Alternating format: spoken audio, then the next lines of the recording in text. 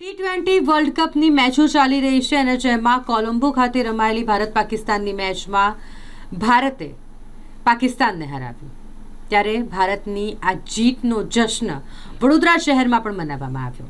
મોડી રાત્રે વડોદરા શહેરના રસ્તા ઉપર લોકો હાથમાં તિરંગા સાથે ભારત માતા કી જયના નારા સાથે આ જીતની ઉજવણી કરતા નજરે પડ્યા।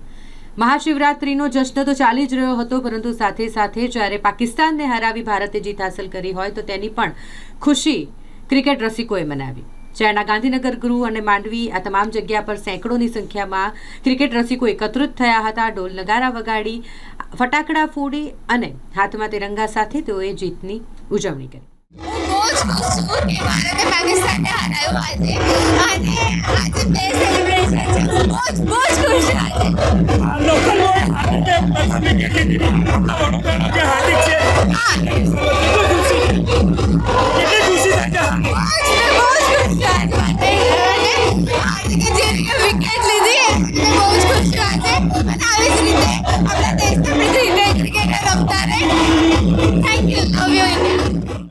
પાકિસ્તાન તો હારવા માટે જ આવ્યું છે।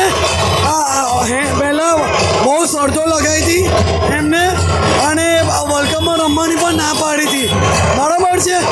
અને એ બધી મગજમારી ચાલતી હતી, એમાં આજે ભારતે રમવાનું હોય તો એ જ એમને ભારે પડી ગયું। આજે ડબલ સેલિબ્રેશન જોવા મળ્યું છે, શિવરાત્રી અને ભારત પાકિસ્તાન। હા, આજે ડબલ સેલિબ્રેશન, સવારે હર હર મહાદેવ અને રાત્રે જય સિયારામ, ભારત માતા કી છે, વંદે માતરમ।